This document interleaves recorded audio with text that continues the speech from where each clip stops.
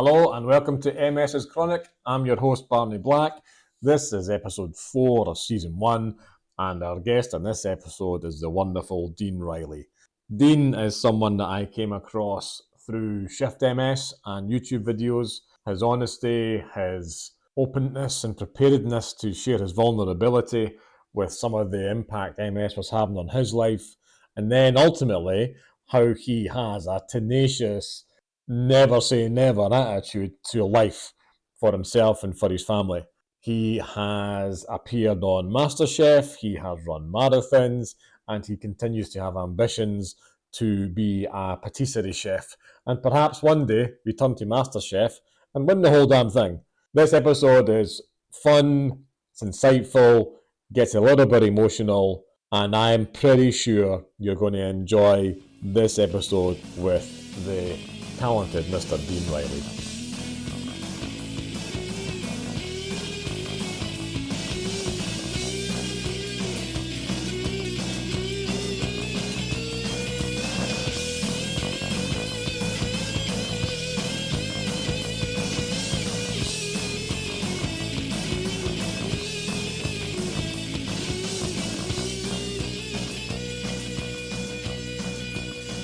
Welcome to MS's Chronic. I am with the wonderful Dean Riley, who has been on the MS radar for as many years as I have, I think a little bit earlier. Dean will tell us about his diagnosis and the journey that led to that diagnosis.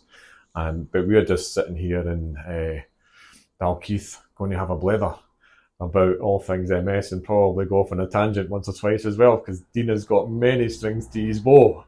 Boxing, cooking, all kinds of stuff. And also talk nonsense, so that's good. It could go everywhere. We like a lot of nonsense, so thank you for taking part.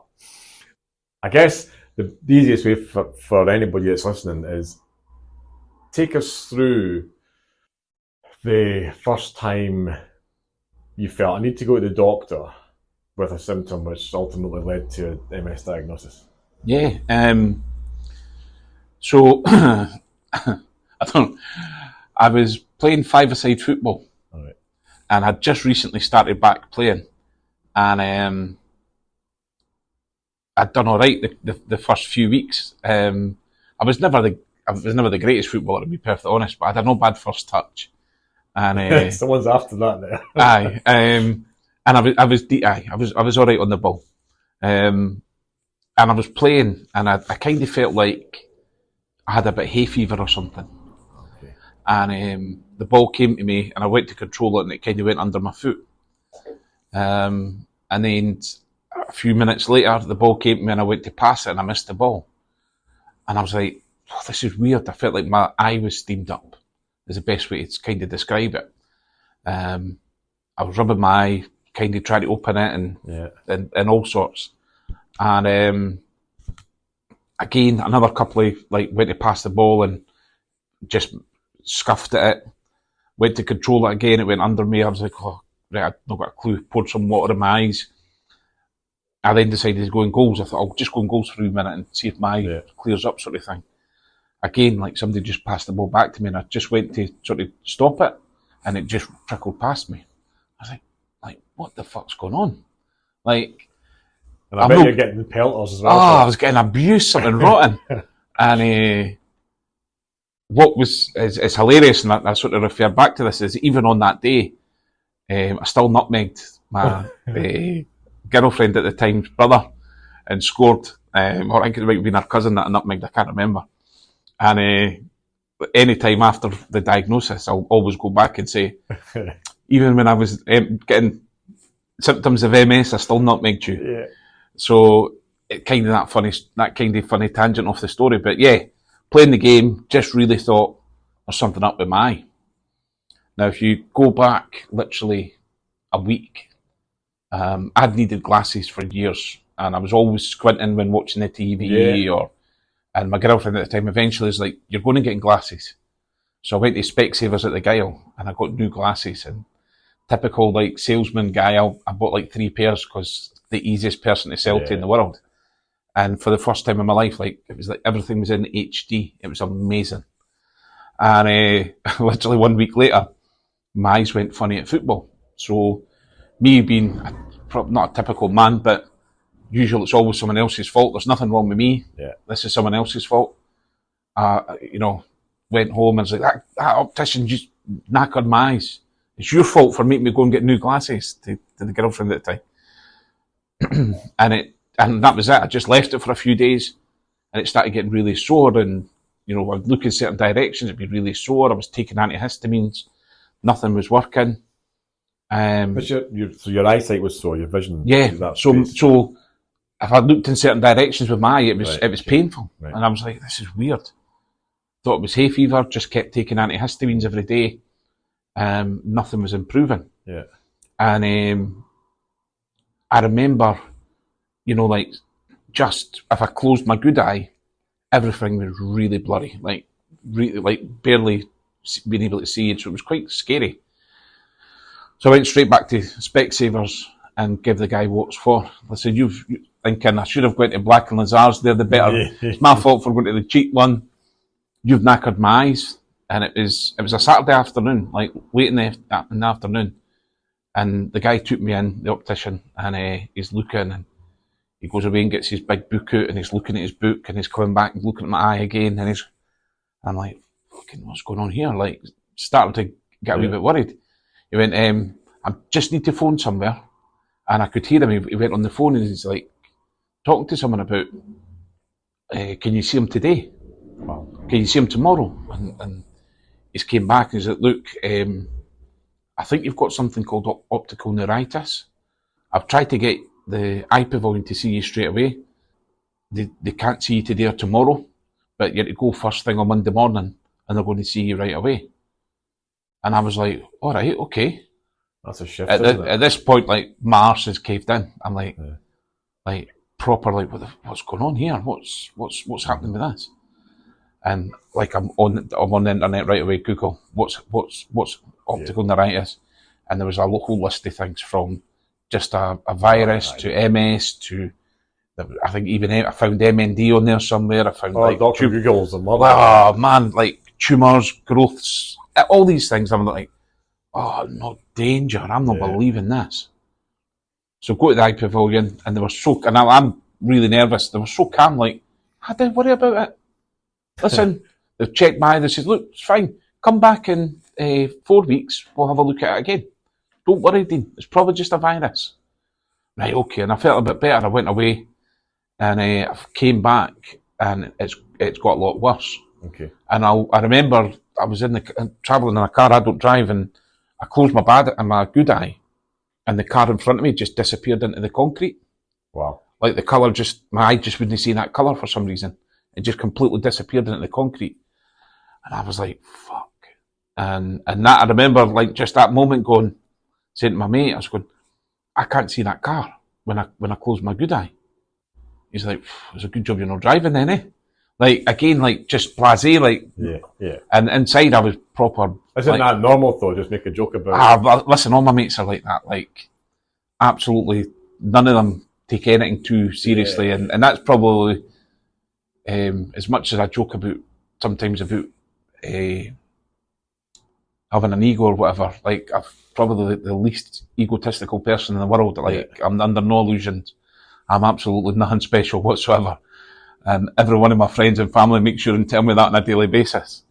So went back to the eye pavilion and they've looked at me and were like, listen, Dean, this has got a lot worse. They were showing me little cards with different shapes, with different tones and colours. And right, listen, Dean, we're going to try and get you an MRI. And I was like, look, just be straight with me. What could this be? I've read it's MS, it's MN, could be this. So, look, we don't know. I was like, I'll take MS. Right. If that's the list of the bad ones, I'll take MS. So you'd better than and I'm like, listen, the best of the worst is the best of the worst. I'll take that. Okay. And the consultant was like, it's not how it works, big man. I went, well, we'll see, I suppose. Yeah. And I said to him as well, I was like, look, please don't phone me and invite me in for an appointment or send me a letter for an appointment. When you get the results, just phone me and just tell me straight. I went, in fact, just give me it if it's a percentage thing or that, give me it in a sports analogy. Right. I don't want any messing about. I just want told He went, all right, okay, no worries, go for the MRI. That day, sent me for it, done the MRI, and a few weeks later I was working in Comet at the time, in Dunfermline. Right, yeah. And I got the phone call in the shop, and so I took the call, and he's like, Dean, when we spoke, you said you wanted told in an analogy, sports analogy. You absolutely positive you want that? It's like, yes, absolutely. And at the time, the Olympics were on, the London 2012 Olympics. Right, okay. He went, okay, Dean. He went, in receipt of the MRI scan, it's my opinion that you have more chance winning the gold medal against Usain Bolt than not having MS. I went, cheers. I'm just putting the phone down. And that was it. And then a few weeks later, I got a letter out with an appointment to go and see Belinda Weller, who was my consultant, who was then picked as my consultant. And again, though, you have that optimism that, it's maybe wrong, though, it's maybe no, because it was neurology. And I was like, look, it's like on the letter, I'm going, nah, not realising MS is a neurological condition, just going, nah, it's not like, it'd be the MS clinic or whatever. No. And then you walk in, and I go to there's a tiny wee, it was in the Western, it was a tiny wee waiting area, and there was people in electric chairs with like the brace holding their neck up, and I'm like, oh man. Like, that's when the reality, probably the worst I felt, was sitting there, because there was maybe 2 or 3 people that were really bad, and just the reality hit me. You don't know what they're in for, but you automatically associate, this is where I'm heading. Aye. Immediately you look at it and go, good luck to somebody pushing me about in a wheelchair, because I'm a big fucking unit. And they're going to have to get a fucking seriously high-powered one to get me scooting about. And I go in and met Belinda Weller, who unfortunately has passed away now. But she was the most incredible, positive, inspiring character I've ever met in my life. Like, just a lovely, lovely woman. And she was just so nice. And she was like, well, Dino, don't worry. We'll look after you. You're going to be fine. You're going to be fine. Don't worry. Like, she obviously could sense younger guy. I was only, 32 at the time.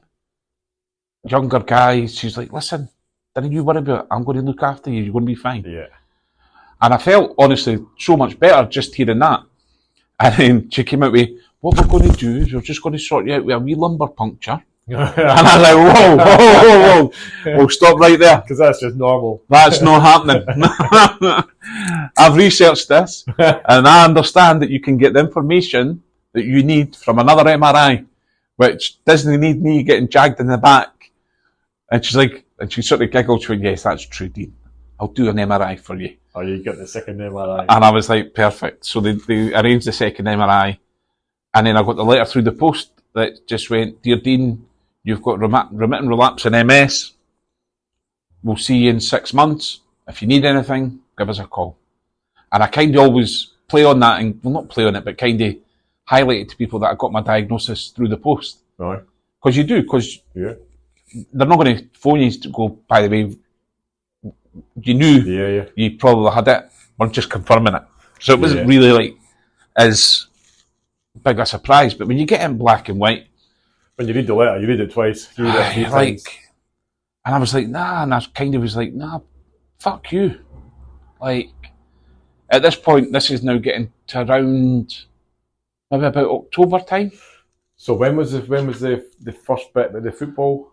So that would have been just at the Olympics, the London 2012, which summertime, June, July, and then around September, late September maybe, I think, into October. In the same year was I got the diagnosis. So compared to other people's stories, unbelievably rapid, unbelievably lucky. Also, maybe the symptom, I think you mentioned earlier as well, the symptom that you had, the optical neuritis, which it was eventually diagnosed as, I guess. Yeah. That's possibly one of the reasons that it's led to, in the second MRI, which was, I suspect, head and spine and everything else, has probably led to that outcome. Yeah, and again, sorry, you know this anyway, you fit the stereotypical early, mid-20s to early 30s young man living in the Northern Hemisphere. Yeah. You know, you tick all the boxes. Yeah. And it was, so it sounds weird to say this, I'm so grateful that I got forced to go and get the glasses. Aye, yeah. I'm so grateful that the guy in Specsavers was actually the right person that entire time for me to go and see, because he was obviously very vigilant. Yeah. Cared about his role, cared about his patients, researched it, looked at it, and took really affirmative action to go, listen, you need to go to the eye pavilion. Yeah. You know what? Had I not gone and got new glasses, I probably wouldn't have noticed the difference in my eye. Do you know what I mean? I wouldn't have been as... Yeah. I wouldn't have been as quick to go and get it checked again. Because you had new glasses, you thought your eyesight was going to be great. Aye. And because it wasn't great, you thought there was something no right. And I blamed the glasses. Aye. Whereas, being me typical, I probably would never even said anything to anybody about my eye. Yeah. And I probably would have just got on with it. And over time, it would have... I never had to take steroids for it, so it would have recovered on its own. Yeah. And it would have just recovered. It would have been another thing to look back on in 5 years, 10 years' time, when the diagnosis came. That I'd go, oh yeah, that was MS then. Aye. And kind of like what we've sort of spoken about in the past as well, that when you start to piece together your life, health-wise, you start to notice other things and go, that was MS. So I can go back to my early 20s and a really bad bout of vertigo, an MS symptom. I then got another incident where I was playing rugby and had what was classed as a thunderclap headache. Again, it's another precursor and another thing that can sometimes happen with MS. And you go back and you go, right, okay, so this has been prevalent probably even into my teens. And I've maybe not noticed. I used to always suffer really badly with pins and needles in my face and my nose. Okay. I can remember from 11, 12-year-old. So as far back as that, like, there's symptoms been there. And it is just, and probably men get diagnosed, as you say, at the range mid-20s to 30s because they probably ignore. Well, there is that, yeah. We ignore most of it. Like, the majority of guys will, I'm not got the doctors, I'm working, or I'm going out tonight, or I walk it off. Aye, a little bit, and it sounds kind of like I'm sort of stereotyping all us men the same, but predominantly women are more attuned to, oh, that doesn't seem right, I'm going to go and get it checked. Whereas a guy will go, I'll maybe go next week. I've not got time, I've got other stuff to do, I'll pass. Aye, that's why we die quicker, man. we do dumb shit. We don't fucking pay attention to things that are going wrong, and that's why we Yeah, I think there's lots of similarities between what you described and getting to your diagnosis. I did go for the lumbar puncture. I wish I'd done what you had done and asked for another MRI. It was hellish. Anyway, but the first symptoms that I know ultimately led to a conclusion with the pins and needles, which I've still got that kind of left in my arms and legs.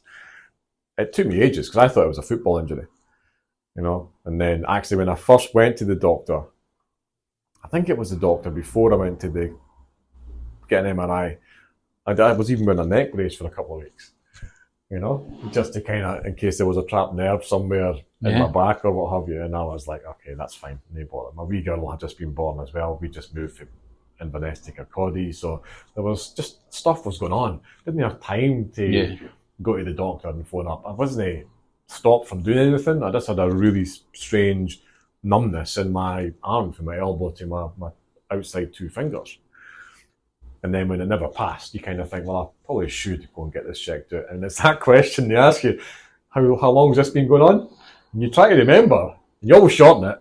It might have been 2 or 3 months, but you'll say 2 or 3 weeks or something, you know. So my hindsight looking back on it is very similar to yours. I don't think I can go back as far as being a boy. I also think as well sometimes though that we can be guilty of absolutely everything that twinges and aches and pulls in our body as MS related, and it might well be, but sometimes I think I'm probably the last person that thinks about my MS.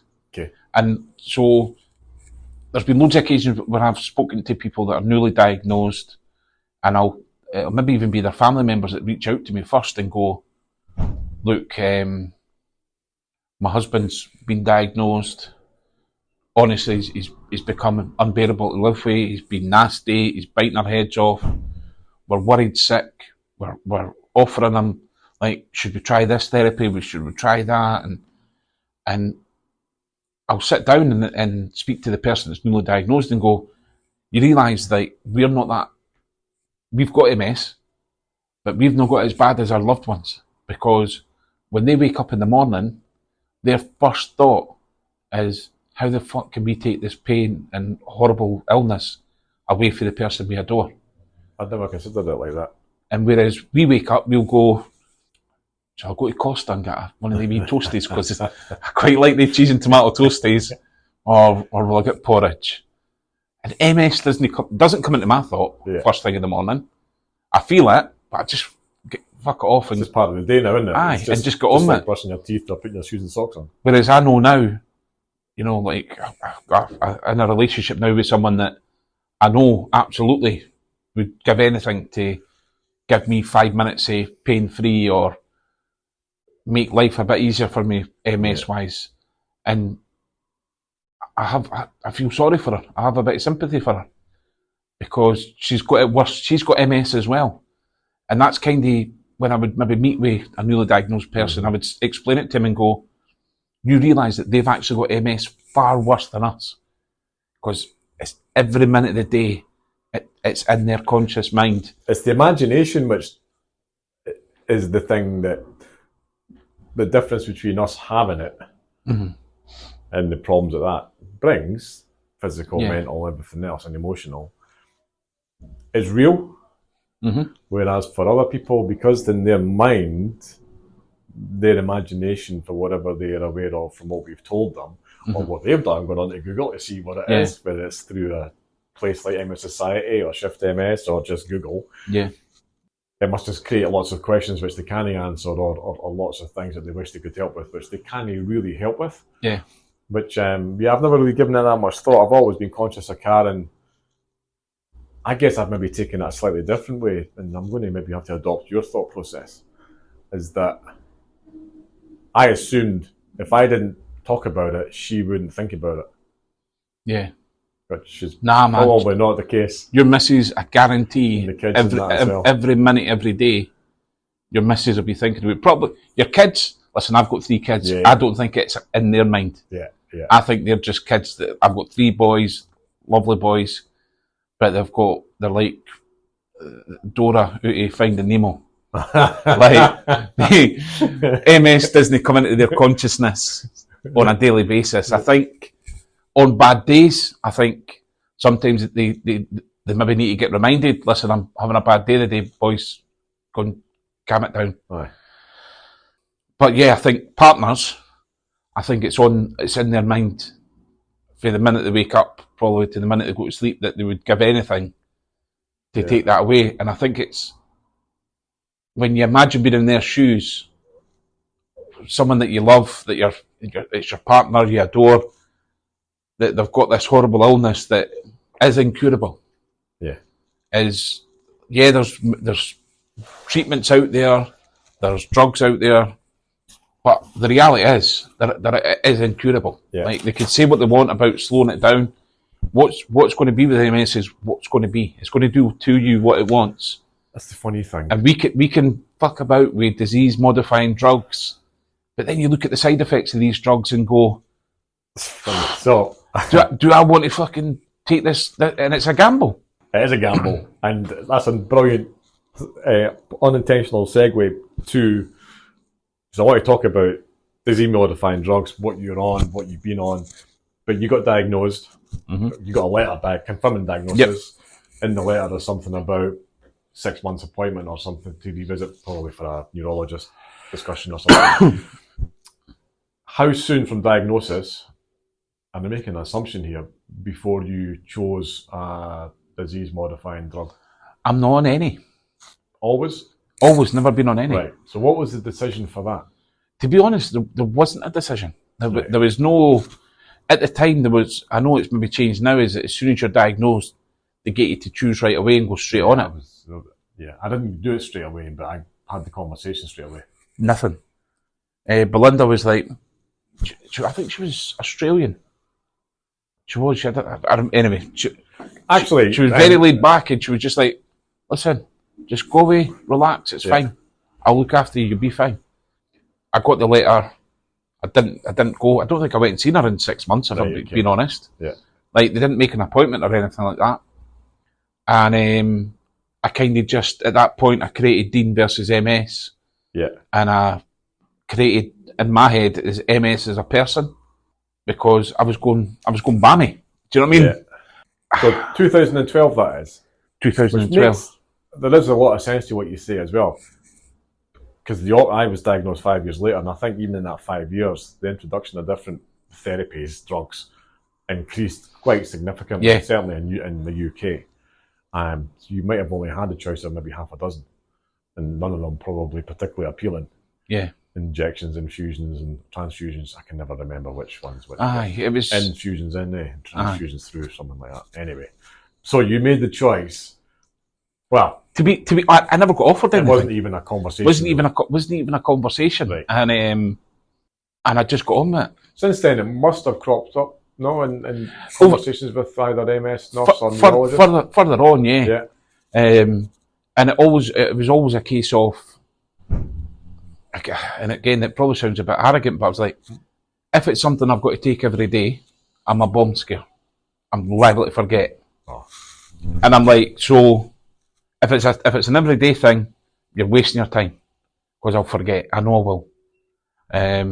If it's something that I can take ad hoc to help with the pain, to help with spasms, I'll use that ad hoc. And that's kind of what I've ended up doing, is not any disease modifying drugs, and giving medication that if I'm having really bad spasms over a few days, I'll use that. I'll get a few days a bit of relief, and then just go back to the grind as such. Okay. It's probably the worst example of how to do it, but it works for me in my circumstances with the kids and my life and stuff, and it's kind of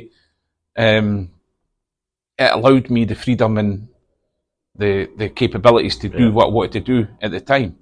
Obviously, we're getting into a different possible stage. Maybe more frequently I'm finding spasms and pain and fatigue and difficulties and things like that. So I think for me, possibly in the next year or two, I will have a sit down and go, right, okay, what can I look at now? And that's something, again, though, I would probably discuss with my partner and see what she thinks. And again, you look at how's in my life just now MS affecting it? How is it making life difficult? This treatment, I'll look at the various treatments and go, right, what's the potential impact of those? And just, I'll have to weigh it up and make a sort of informed choice at that point. But my difficulty with it is that MS is individual to every single person. Yeah. So they're creating a drug that, over a million people, it can have a 30% positive result on. And I look at it on, give me a list of what the side effects were, and am I willing to accept any of them? And if I am, then I'll have a punt with it. If I'm not, then I'm not. And I made a conscious choice at the very beginning. I looked at MS and looked at everything that can happen and go, right, if that happens to me, I can live with that. Because the one thing that I would struggle to live with is regret. Oh, that's profound, man. And if I got to in an electric wheelchair, like I've seen people not able to talk, and as long as I didn't, I could live with that. Like, I'll take it, right? Whatever, it is what it is. But if I sat there and gone, I wish I'd done this, or I wish I'd done that, that would eat me from the inside out. And that's kind of why I started all the stuff that I did with Dean versus MS, because there was numerous reasons, but one was I wanted to have no regrets. and I didn't want my kids to remember me as just being ill. Yeah. They were young, and I thought, in my head at the time, I'm going, if I'm in a wheelchair in 5 years' time, I didn't want them only remember me being in a wheelchair or whatever. Yeah. So I signed up when I got the day I got my letter. I signed up for the Edinburgh run. I think it was a 5k, and kind of a famous quote is that. Did you sign up because you got the letter? Or Yeah. were you planning on signing up? No, I had no You're just looking intention. for something to focus and I prove to yourself it's not. I was just raging. Right, okay. Like a typical, I'd created MS as a guy in my head, Like, how dare you? and I'm going to give him a square go. He's getting it.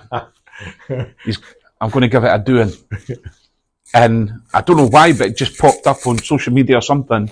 The Great Edinburgh Run was on. Right. I thought, fuck, I'm doing that. And I'd done it because, and I kind of, famously said it, and it got kind of taken a couple of times in the papers, was prior to MS, I couldn't run a bath. Right. And now I'm going to run a 5k. And I think it was one of my mates that said it to me, you can't run a bath. Never mind a 5k. But that's just motivation. Aye, 100%. And but to be fair, the same mate was at the finish line waiting on me to cheer me on. Yeah. Do you know what I mean? So, and I'd done the 5k, and then I think I'd done a 10k, then I'd done something else, and I was like, I'm good. And then there was interviews in the paper, there was the STV News came and filmed. I was like, I'm going to do a marathon. And everybody was like, you are fucking nuts. And so I think that's maybe when I first started seeing your content. So I started looking at content for my peace of mind, sanity, information, advice when I got diagnosed in 2017, March 2017. And you were one of the ones that came up because you'd created content up to that point. You started probably, 2015. Maybe when did you do the marathon? I think the first one, I think it was 2013. Right, okay. So you had content, yeah, which under your Dean versus MS channel, and you've changed the name of the channel. Is it Dean Riley, or is that another channel you've got? No. Maybe that's just a handle. Anyway, so I saw that, and I saw the humorous, self-depreciating kind of the journey you were on. There was other stuff you talked about. You got involved with MS Society as well. But the marathon, I want to come back to the letter you wrote to MS as well, but not right now. Tell us about your decision to go from running a bath to a 5k to then a marathon. I just, in my head, I wanted to do stuff that people would say you've got no chance of doing. Yeah. And for me, I felt vulnerable. Yeah. And in my head, my whole thing was, I need to do stuff that makes me feel I'm not vulnerable. That actually, Joe Bloggs that's sitting in his office that's got nothing wrong with him, that I'm better than him. Not as a person, but physically. Feeling vulnerable, feeling kind of weird to try and describe that kind of feeling, but probably being scared. You don't want to be limited because of it. Well, there's that feeling of every dad wants to be their kid's hero. Yeah. Whether we admit to it or not, it's that kind of my dad was my hero. And you kind of felt you go, well, I did anyway. I went through that period of, nobody's going to want me as a partner. Nobody's going to want to employ me. My kids are not going to be happy with me as a dad because I'm going to be disabled and going to be this, going to be that. Really horrible things to feel about yourself. Yeah. So I thought I'm going to do, without being a professional athlete, going to do one of the most difficult and challenging physical things you can do. Yeah. And that was it. And then I'd done that. And then I was like, right, I've got to do more. I'm going to do boxing. And you did this for your personal reasons. Mm-hmm. You also did it with a connection to the MS Society. Yeah. Or MS in general. Yeah. So what was the motivation for wanting to not allow MS to define who you are or define what you were doing and everything else, but also at the same time to give MS a profile and to talk about it and to share your achievements and goals and challenges? I think for me it was part of my acceptance of MS that I don't believe there's ever going to be a magic pill for me. Okay. Like, I've come and I've accepted, and I have to accept that because I think false hope kills. And I think and you can dwell a lot there, can't you? You can be sitting waiting on that. Listen, every day I get a message on Facebook or something will pop up, it'll go wonder drug or it's not fair. It's not fair on people that are genuinely sitting waiting on that to come through the door to save their life. Yeah. As that's how they kind of feel. So I kind of made my peace with it. But I thought, if I can change it for the next person behind me, if I can make them realise it's not a death sentence, don't be ashamed. Like, loads of embarrassing things happen to me. If I can talk about it and I can hold my hands up as a guy, which I think has quite an effect on other men that maybe are feeling a little bit embarrassed or vulnerable or whatever, if I can talk and go, right, you maybe think I'm great because I've done a marathon or I'm going to challenge a gypsy to a boxing match or whatever it might be, I'm actually in the exact same position as you. I was shitting myself, hating myself, feeling like rubbish, like don't want to be here anymore, and I've done it. Yeah. Like, it's MS is shit, but you're going to be all right. And we're all in it together. And I hope that it's almost like you now see it's a trend, paying it back. People going into a restaurant and going, I want to pay for somebody's coffee that can't afford it. Yeah. The reality is nobody's ever got to come in and go, I can't afford the coffee, can I get one? But people do it and it's become a trend. Yeah. And I didn't do it with the insincerity of that, but I did it with I know that would have helped me when I was first diagnosed. If I was able to go on social media and see a guy that was a big unit that just decided he was going to do a bit, that would all resonate with me. And kind of that was where I kind of lost my inhibitions and thought, I don't care what people say. Because I've had trolls like slated me. And it's wankers. Aye, but listen, I don't know why we call them trolls, they're wankers. Aye, but you've just got to laugh it off. Like I was talking about this recently where I was on STV and it was in prep for one of the Edinburgh marathons I was doing, and they had Dean Riley runner, and I think I shared the what was on the TV clip, and just as a still image, and somebody replied eater, and I was like, oh, perfect. So I just replied, I went, you're absolutely spot on. I'm also a pretty good cook. Why don't you come to my house? I'll make you your dinner. I'll get my marathon medals out, and you can get yours out, and we can compare. And the guy went, fair play. Well, and I was like, do you know what? It's just like, that's society though. That's like a photo of a video clip of a guy with an incurable illness that's actually doing a marathon to raise money for a charity, and somebody's digging him out, and I'm like, that gave me so much strength to go, why are you ever got to bother about what somebody says on social media? Like, why should anybody that's trying to do something positive ever worry about somebody like that? Somebody who's just got nothing positive. Aye, like, and I read a quote that I love now, which is, don't pay attention to someone that you wouldn't ask for advice from.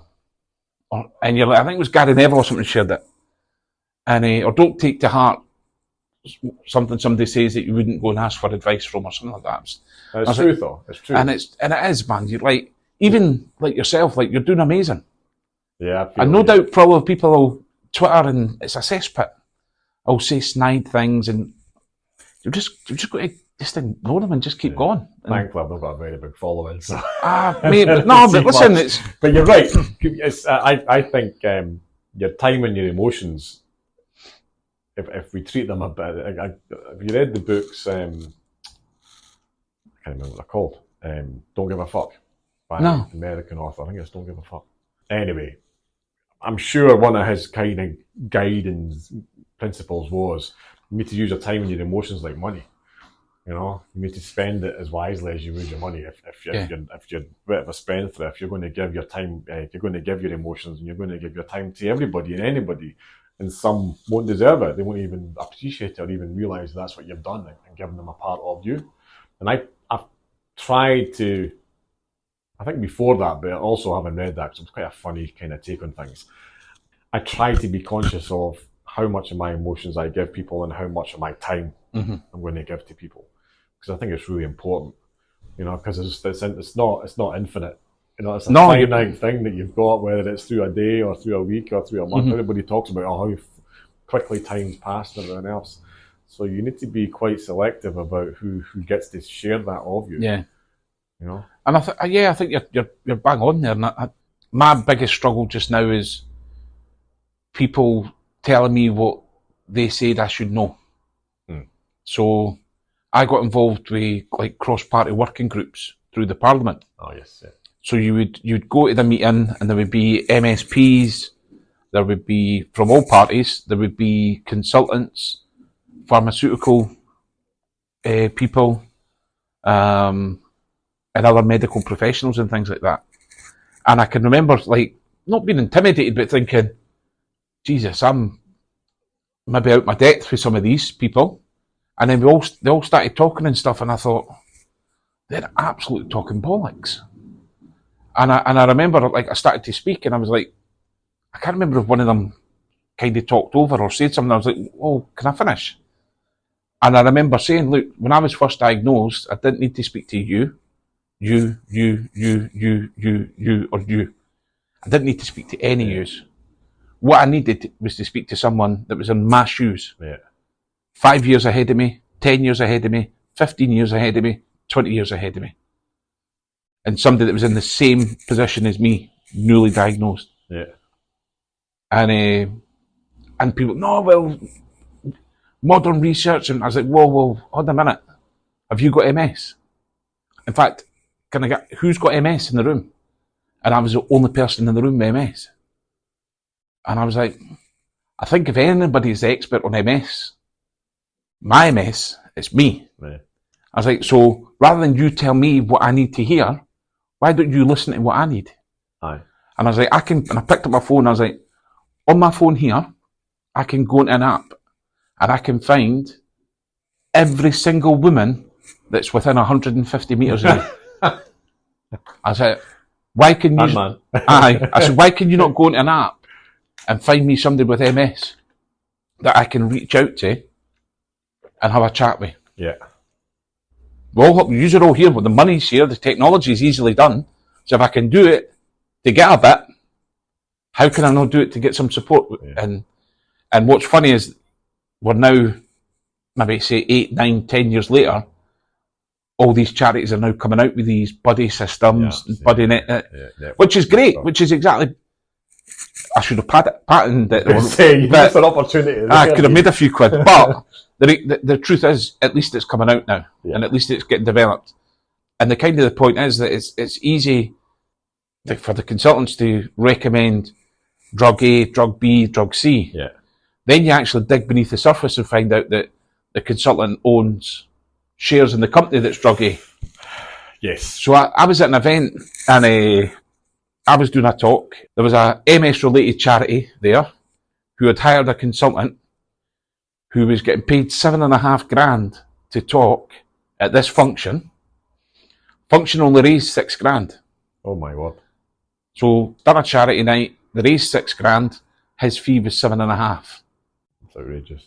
And he stood and spoke about this wonder drug. And then you actually dig beneath the surface and find out that he was actually on the board of the company that manufactured the drug. Yeah. And I'm like, come on, this can't be. This.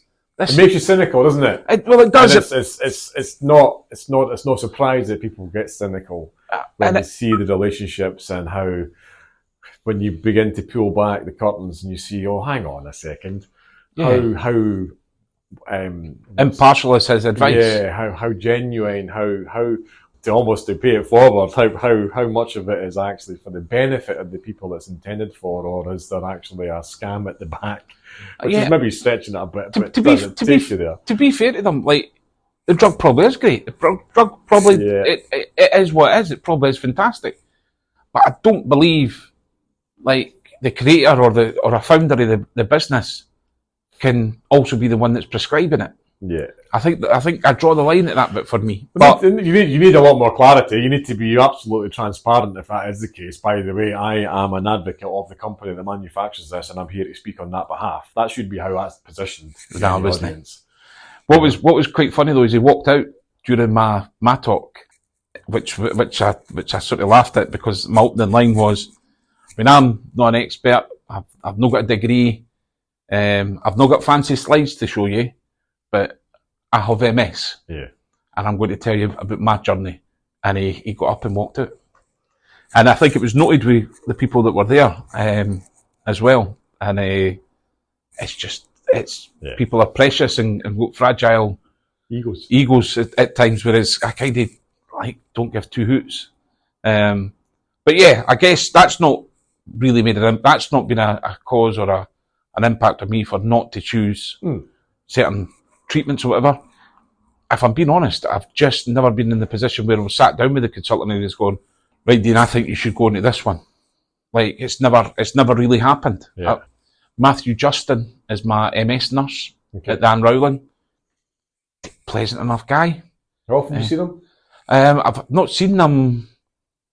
The last one I did was over the phone. Yeah. So I've not actually seen them for quite a while, actually, to be honest. I can't even remember the last time I seen Peter Foley. I am due to see them in July. Oh, funny. So I'm seeing mine in July as well in Dundee.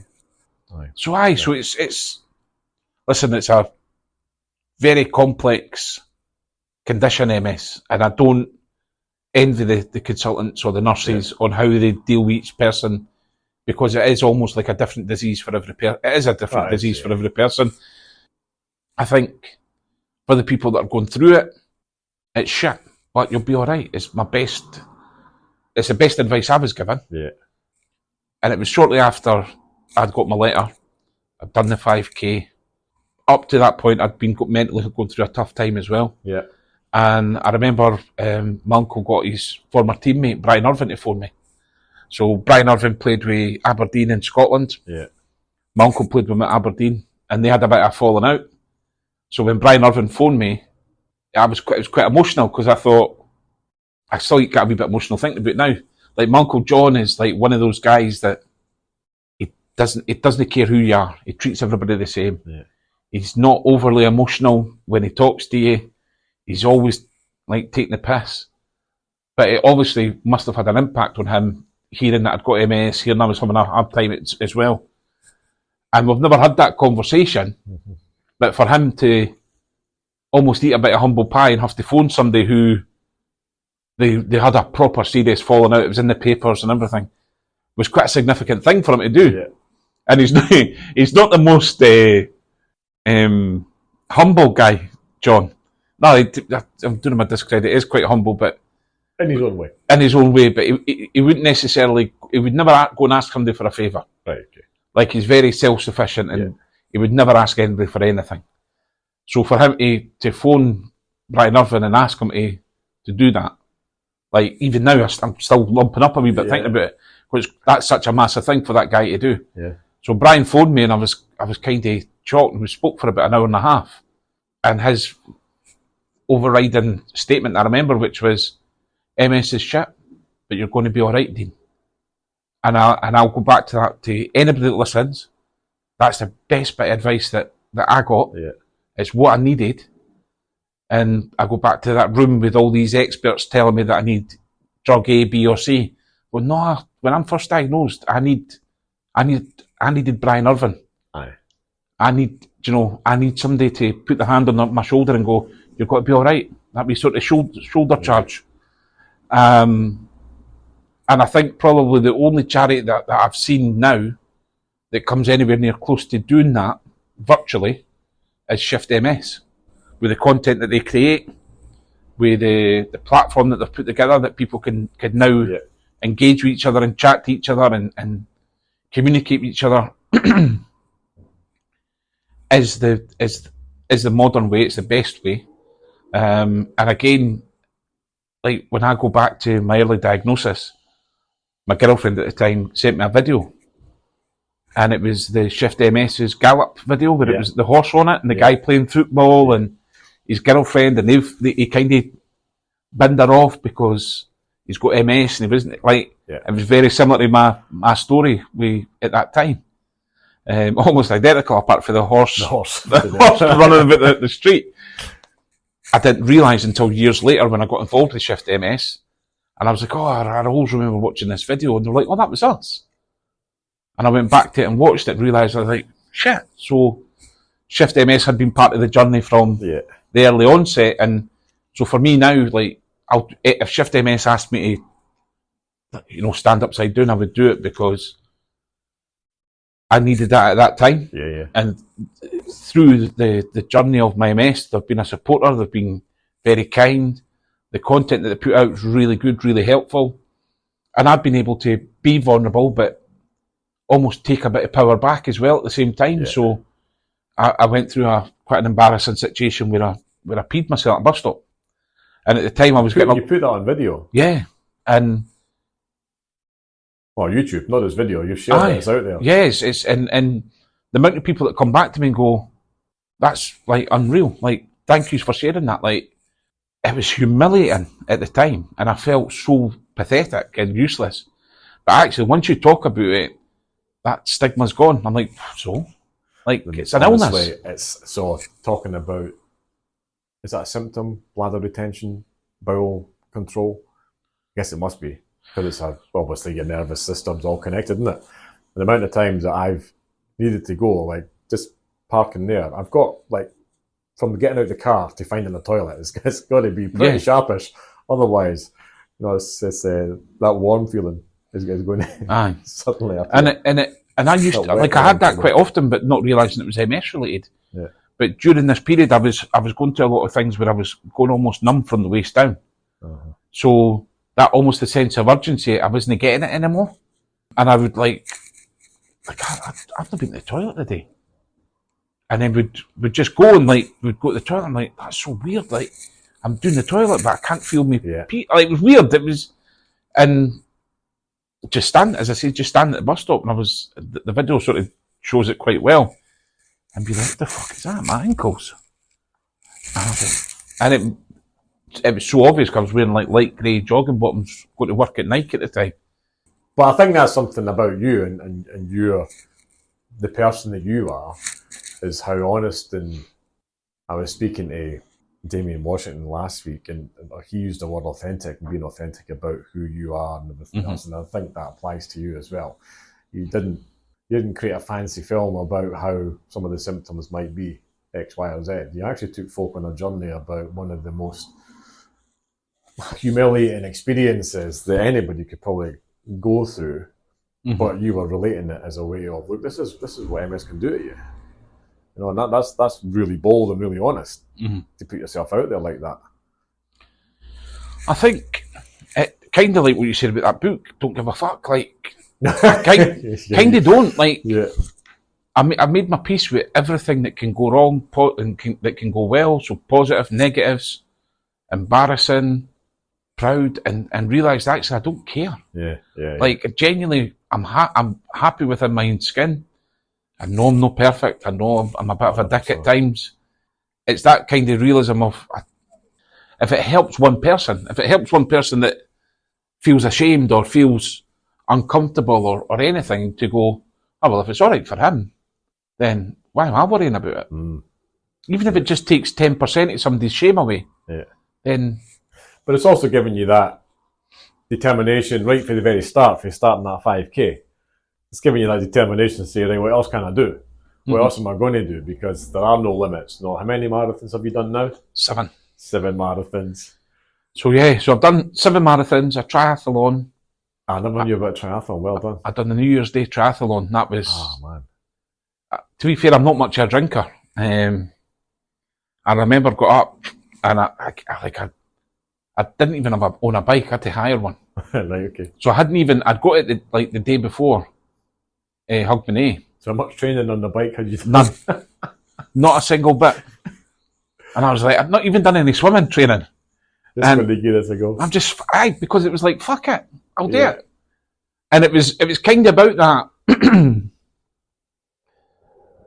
Not the irony being non-athlete. Yeah. But I'm just going to do this with willpower and determination. I will finish last. I'll be shit, but I'm doing it. And the funny bit is that I've never finished last once for any of the events. Right. Fucking hell, God forbid the state of the people that are behind me, but I've never finished last, and I've never been scooped up on the bus at the end either. But I rocked up to do the New Year's Day triathlon in Edinburgh, and I had a pair of Man United shorts to do the swimming. and I'm standing looking about, and everybody's in their like cycling wetsuits and their numbers written on their arm, and I'm like, I am way at my depth here. And I'd put myself as like taking ages, so I was the first one to go in the pool. And the guy's looking about and going, you must be number whatever, 228 or something. I was like, aye. And he's having a bit of banter with me and all that, and sort of take the piss a bit, not knowing my story. So I just laughed it off. I was like, aye, mate, aye, whatever.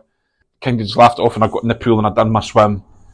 And like, everybody's coming straight out the pool and they're straight on their bike. They're doing the fast changeover. I've got a towel and getting changed to put my trainers on and stuff. And like, just fucking so underprepared, like ridiculous. That's a film, man. That's just got on the bike, and honestly, as soon as I came out the commie pool, because you come out the commie pool, you go onto Arthur's Seat, and you go round Arthur's Seat. I think it was 3 times. As soon as my arse touched that saddle, I was like, oh my days, no! What the hell is that? And I was like, fuck! And it was honestly, well, I don't know if you've ever rode like a race bike thing, or a road, they call them road bikes. Yeah. I was like, what the fuck am I doing?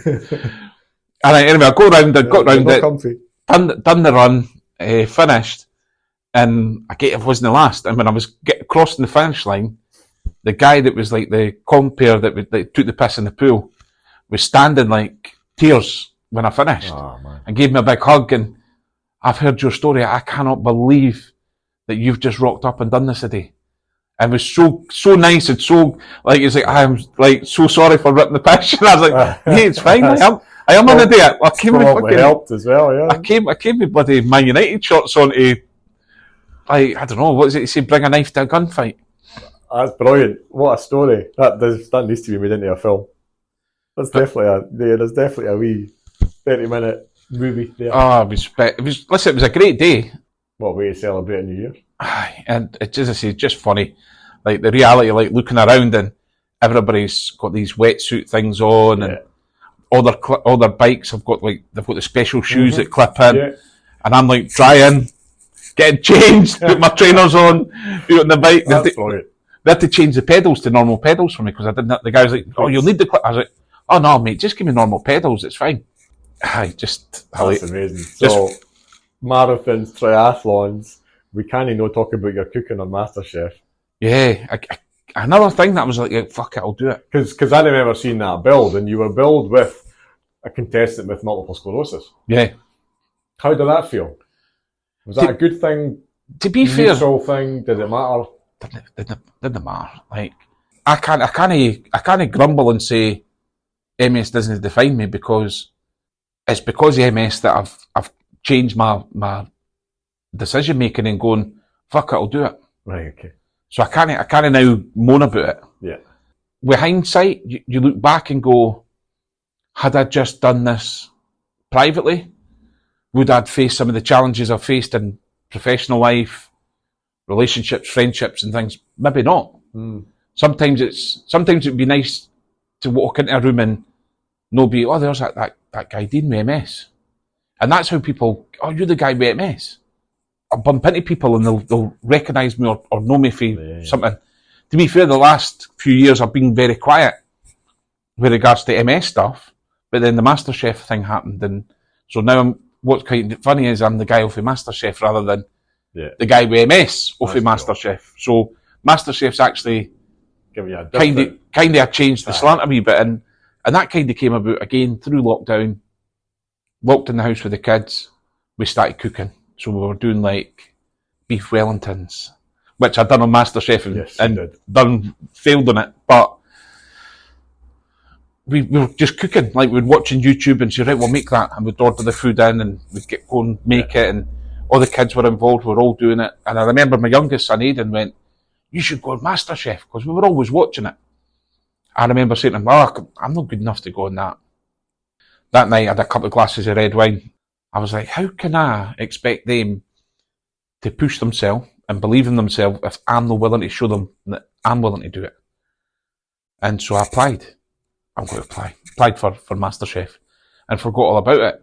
And then I got like a email back or a phone call to say you're through to the next phase of it. And it was easily about a year, the whole process. Oh, wow. Okay. Because they've got to interview you. I think there was 3 or 4 face-to-face interviews. I then had to cook food at home and take it to a hotel in town and then play it up. Right. And then they would eat it. They had to film me a couple of times talking, describing the dish. Yeah. So I'm guessing what they're looking at is, can this person articulate themselves properly? Is it good TV? And also, did the dish taste all right? Yeah. I suppose. Don't know. Then you had to get like a psychological evaluation. Like there was loads of stuff. Wow, right. Like police checks. Then you had to accept them as a friend on social media. Okay. And they went through like 10 years, or in fact, they went through everything on your social media. Yeah. So it was quite in depth. But again, it was probably one of the best experiences in my life. You know, going down to London. I was down there for about a week, just over a week maybe. Right. It was brilliant. I have no regrets about it at all. That's an amazing thing to have been a part of. Yeah, I think similar to like the triathlon, and I didn't practice any of the stuff that I was making. Okay. And in my head, I was like, well, do you know what? See if I went down there saying, if I'm going to win it, I need to be good enough naturally. Yeah. Because there's not enough practicing in the world. Trust your instinct a lot, don't you? Yeah. There's not enough practicing in the world that's going to get me ready. Yeah. In the space of time that I had. Yeah. Like, with the greatest will in the world, I'm not spending 10 hours a day practicing this. Yeah. Yeah. Like what you say, your time's valuable. Yeah. It's MasterChef, it's the telly. I'm getting on it. I want to enjoy it. I don't want to make it like an absolute mission and still fail, because then I'd be raging. And you put yourself in there. You got yourself in the lion's den, as it were. You know. And I was like, front and centre TV, top program. Aye, you know? and but I do have that belief that, well, if I'm good enough, I'll get through it somehow. Yeah. Aye, so I did have that feeling. I'm not going to go and spend hours and weeks rehearsing this and practicing it. I know I'm an alright cook. I'll just go with it. And you're more than alright, even to go through the process to actually be allowed to be part of the telly program itself. You're more than a good cook. And thank you. But so it was. Listen, it was good. And coming on the train home, I was sitting going, right. In my head, I'm going, I've failed because I've not won it. And that's kind of like sometimes I go, you're a crackpot. Because you've been cooking 2 minutes and you expect you're going to walk in and win a TV show. And even to this day, I still think, actually, I should have been a finalist. Like, I should have been good enough, and I'm annoyed with myself. Yeah. So I'm coming back up the train, I'm like, I need to show the boys that, listen, you didn't always win, but it's how you respond to the defeat is the most important thing. So I logged on, got my laptop, and I applied to go to college. And I thought, I'm going to learn how to do this properly. I'm going to get my qualifications. Then I'm going to go back and I'm going to win the professionals one. And that's the plan. That's the journey you're on. And I remember after the show aired and everything, one of the producers, he still follows me on Instagram, one of the producers. And I said to him, I'm going to come back and win the professionals. And he just went, I hope you do, man. I'll probably not win it, but I'm absolutely 100% going to apply for it and go for it. That's amazing. And you've got the patisserie course in August. Yeah. So I've done my level 3, level 6. I can never remember how they term it. It's like SQF or SVQ. Yeah. I just say, aye, okay, I'll do it. Like the details, I forget the abbreviations and stuff. So you've got your level 6, and I've got my level 6 in professional cookery. The next stage is, well, it's not the next stage, but the higher course is the level 7 patisserie. Yeah. So it's quite a challenging course, so I'm quite nervous about it. But the whole dream is to be able to open my own place in the future, and having the skills to do the normal kitchen larder, but also desserts and breads and pastry and everything like that, would mean that I've got the capability of doing the whole menu myself, or at least having the knowledge to bring other people in to do it as well at certain times. So, I wish you well with that. I'll be one of your customers, that's for sure. Definitely. Well, I'm doing private dining now as well, so I've had a couple of inquiries in for people want me to I would prep everything in advance and then finish it off at their house. So come if they want maybe a dinner party for 8 people, I can come out and do it. I noticed Tony Singh's doing it from his house, but he's a few levels up above me, that's for sure. But you have to start somewhere as well. No, absolutely. So everybody's got to start at the learning point. Yeah, I know. It's what's hilarious is, like, again, at 40-odd-year-old, I went back to college, and that same attitude of, fuck it. But it's another, when we first met this morning, I mentioned that you, as I was doing my research, which is doing a lot of lifting, I watched your YouTube video with your letter to MS, and do you mind if I read a couple of bits from it? Yeah, of course, mate. Hopefully I can read it without bringing me to tears again. I'm going to read a few bits. Do you remember writing this? Yeah. What was the motivation for writing it? I wrote in the middle of the night, and I wrote it in about 15 minutes, if that. And I just was a bit pissed off, a bit like, again, kind of like, fuck you, MS. And almost a bit like, I'm still not ready to give up yet. Like, at times I feel sometimes I do, and I'd had a few periods of a bit of roughness. Is how I see it. You've got to take the rough with the smooth, especially with MS. And there'd been a bit of roughness, and I just remember sort of having that. My dad would always say to me, "You need to pull your socks up." Like, that was his favourite saying. Like, if I'd been bad or whatever, he'd say, "Right, listen," he'd give me my pocket money or whatever. He'd be, "You're going to have to pull your socks up, Dean." And kind of in my head, I've always heard that. Yeah. And that was probably the driving force for writing it. Do me a favour, this is completely unplanned and wasn't part of the morning at all. Instead of me reading it, would you mind reading what I've taken from your video? Asking someone to understand and sympathise about something they can't see, touch or experience is like getting someone to believe in ghosts. Actually, come to think of it, you kind of are a ghost, aren't you? Well, I certainly feel like you haunt me at times. It's getting to the business end of things with you. I can feel the changes. I can feel you getting stronger every day.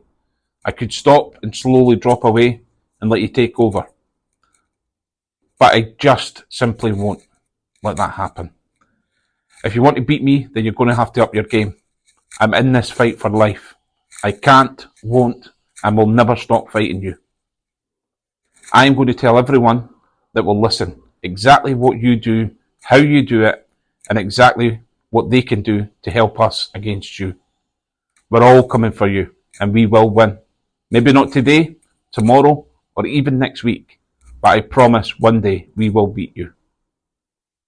On the 26th of May 2013, I crossed the finish line of the Edinburgh Marathon and collected my first marathon medal. That day will always be incredibly special to me for many reasons. But one reason was the realisation that if I want it bad enough, like really bad enough, then I'll be able to do anything I want. So as long as I have a breath in my lungs, I will give it to beating you and show others they can beat you too. On the 28th of May 2017, 4 years after my first, I'll cross the finish line at the Edinburgh Marathon and collect marathon medal number 8. Never in my wildest dreams did I think I'd get number 1, never mind planning to get number 8. I've been an incredible journey so far. I've won awards, raised masses of money, met some incredible people, and had some amazing times. And the scary thing is that I have you to thank for that. Without you, I'd never have done a single marathon. I'd never been invited to Downing Street, met the First Minister, and countless other unbelievable things. But most of all, I have to thank you for making me realise what I had inside. Thank you for making me strong, for making me powerful, angry, happy, and proud, all at the same time. Thank you for making me realise I can do anything I desire. You see, I've got you sussed. You only have strength over me and others when we are scared, embarrassed, sad, and alone. Will I make it to marathon number 9? Who knows? But I know I'm going to try. Do you fancy your chances of stopping me? I don't. But hey, let's enjoy the battle, and I'll see you in the end. In case you don't recognise me, I'll be the big unit celebrating in the corner with my medal round my neck, a smile on my face, and a Peroni in my hand. Until that day, all the best, MS. Cheers, Dean. Man. Always. It's been a while since I've read that, so it hits a bit different at times, and aye. I just think it's powerful. I read it when you first published it, and I don't know if it's because I come to meet you today, but definitely there's words and there's phrases which you use in it which echo everything you've just talked about over the last hour. Yeah. And the way that you face life head on and taking chances and trying new things with uncertainty but with confidence at the same time. Really powerful stuff, man. No, thank you, man. Thank you for making me read it, because it's do you know, it's something that I've never actually read out loud. Like, that's the first time I've ever read it out loud. And I remember I wrote it. I could probably find the email, and I sent it to probably the best friend that I've ever had that anybody in the world could ever ask for, is a guy, Philip Briscoe. And I sent him it in the middle of the night, and in the morning he messaged me, went, I'm in absolute tears. Yeah, and it was him that picked Fix You. Okay. Because it was a song that, like, it made him think of me. Yeah. And that was for me when I started, the penny dropped that our loved ones have MS worse than us, because they would give anything to fix what's up, and we don't have that. The majority of people that I've met with MS, we'd all love that. We'd all love that magic pill, but I don't think any of us really get up every morning and wish for it. I think we accept it and we get on with life as normal the majority of times, in the majority of people. When that kind of realisation that the people that are closest to you, it probably haunts them every day. And that's kind of where the whole feeling like MS does kind of haunt you. And I've described MS before as like, it's like you've got a lodger inside your body. I think in the letter as well, it talks about, like, terms of heating up and the heating up, the floods you, and like all those sort of analogies and things, and it kind of just all what's kind of flatmate or something. Aye, I think sometimes I just have a rant, and sometimes it's been good stuff, and sometimes it's not been good stuff. But I remember sending that to Philip, and him coming back and going, "You need to share that. You need to publish it." I was like, no way. And he put it to Fix You, and we published it, and the Daily Record took it and they published it in the paper. Oh, right, okay. I didn't spot that, but yeah, that makes sense though. And they done like a big centre page spread with the letter to MS, and although they edited out the swearing words in that, obviously, which again was lovely, like, and I'd actually forgot all about, until we're talking about the letter to MS today, that the Daily Record had done that and stuff. It surprises me that people pay attention, because I'm just a big daft idiot that jumps about and does the bits that I do. And again, for me, I feel so lucky that I've had these experiences and done these things, and it all started for the selfish position, want to make sure my kids didn't remember me just as being ill. Yeah. And it's became a lot more than that. And now kind of the MasterChef things kind of changed the dynamics a little bit, which has been quite nice. But yeah, I'm sure I'll look back at the MS stuff and start doing a wee bit more. Well, you've got a voice. Yeah, well, you are very relevant. Um, We talked a little at the start about, or if we didn't, we have talked about feeling imposter syndrome a little bit, kind of living what looks a fairly normal life, fairly regular day-to-day living. I still think, because I for a long time, I just, like you, I thought, I've got nothing to add to the MS thing. You've talked about this this morning. I think being able to speak to somebody like you, or somebody that's newly diagnosed, who can speak to somebody who's 10 years, 12 years now down that road, and understanding, okay, what is my path, as much as the differences that we all have with it. Yeah. What can it be like? I think it's really, really valuable. So none of us are, I've forgotten the word, none of us should feel like imposters, because we're all genuine and it's all unique. And I think that's the whole thing with MS is that everybody's different, and I don't know if once people you've sort of you feel like it's coming out. Yeah, I use that. Coming out, I've got MS. Everybody sends you something like wonder drug, new treatment. Yeah. And I remember my uncle that spoke to Brian Irvin phoned me. He's like, I've just seen a thing for what's it called? The bone marrow thing. Human stem cell thing. Stem cell therapy, yeah. And he was like, the guy was in a wheelchair and now he's up dancing. I said, listen, you give me 30 grand cash, I'll get up and dance, no problem.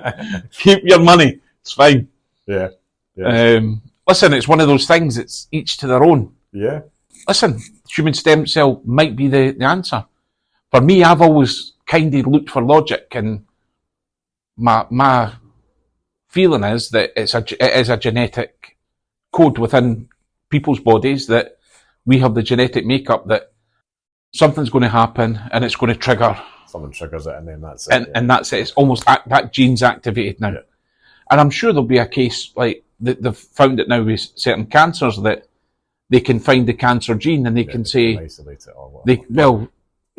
Or they do surgeries now because the chance of them developing certain cancers is really high. So have them, and I think that'll be something similar with MS, that eventually they'll find that genetic code. And I don't believe that the human stem cell is going to work. It might be like a factory reset to an iPhone, like when you remember you used to press the two buttons and it would, and it maybe reboot you for a year, 2 years, 3 years, but your genetics is your genetics, and I think that's where the key is. It's finding that gene that is the MS gene.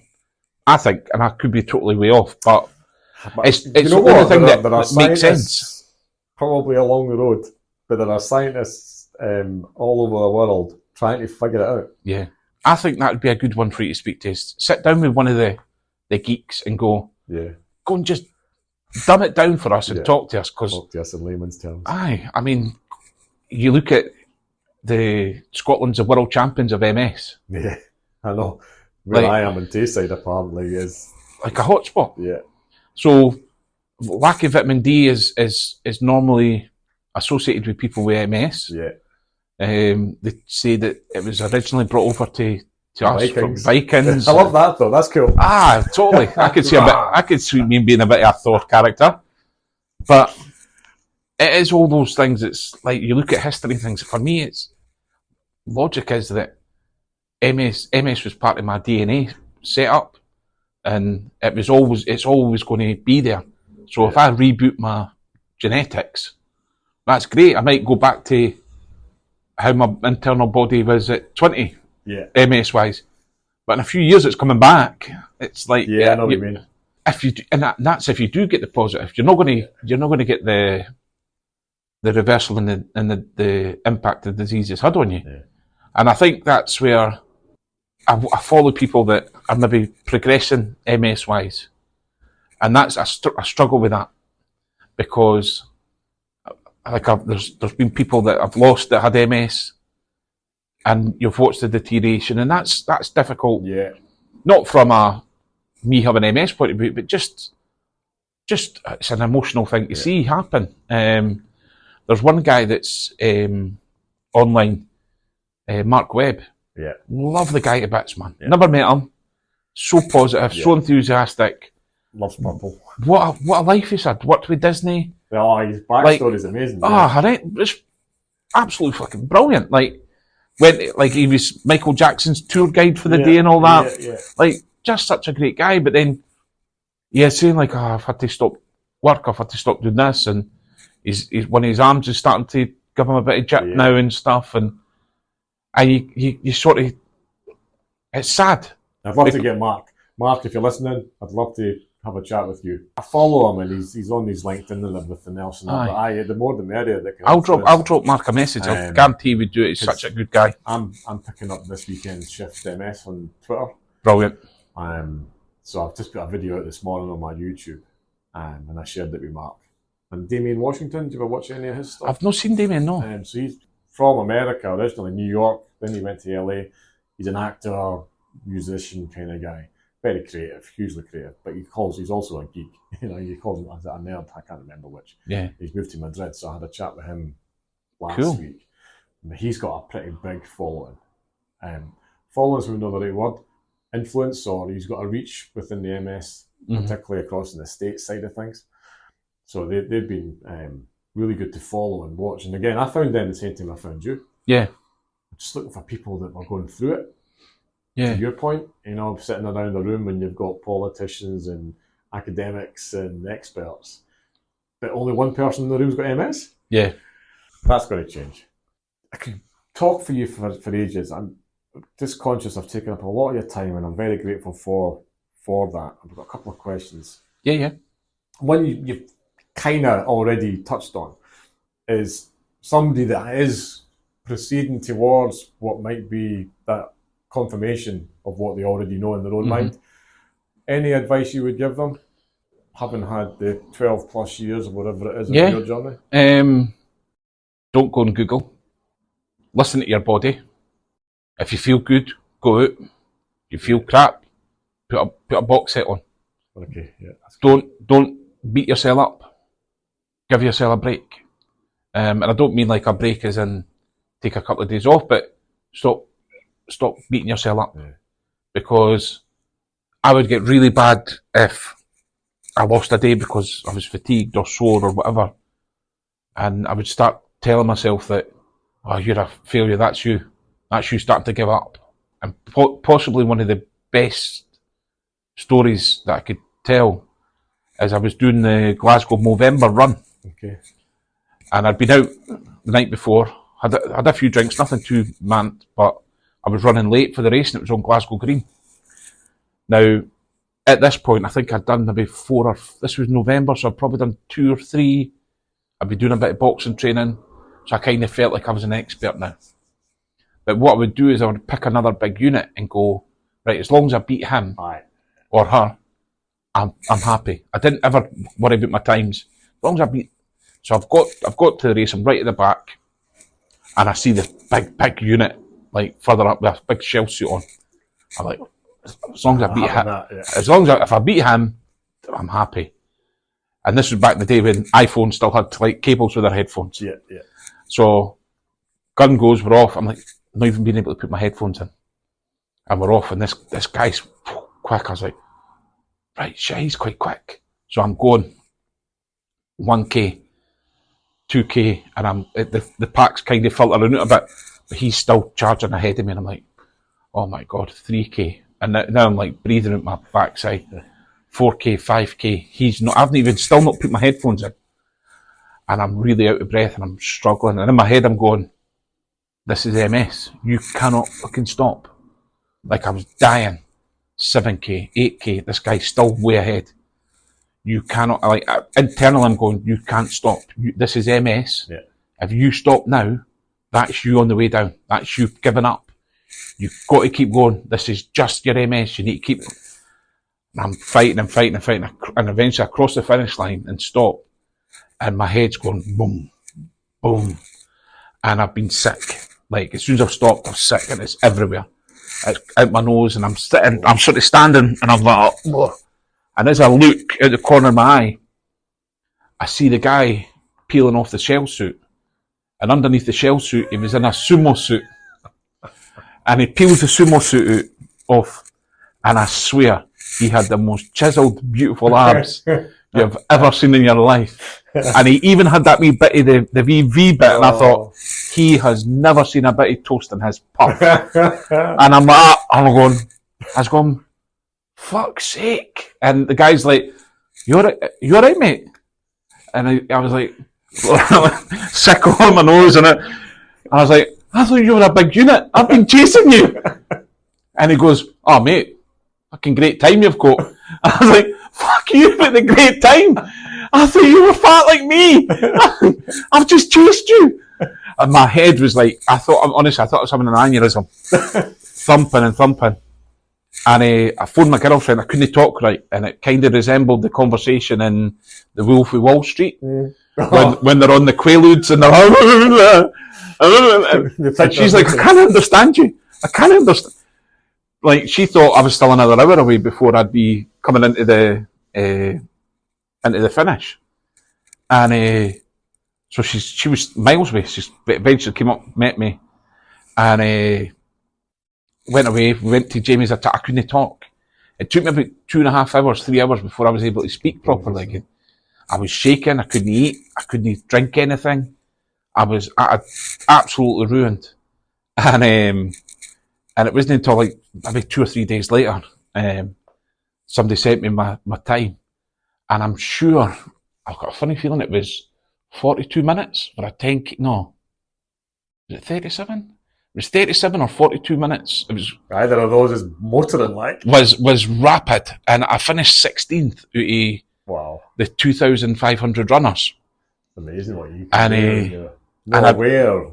Completely reality, you know? Unaware, just chasing this big guy, telling myself every pain and feeling that I was feeling in my body was down to MS.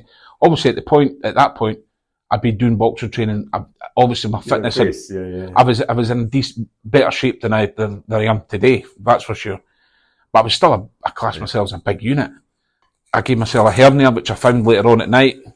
Like, all these things like happened at this one race, and it took me about 3-4 weeks to recover for it.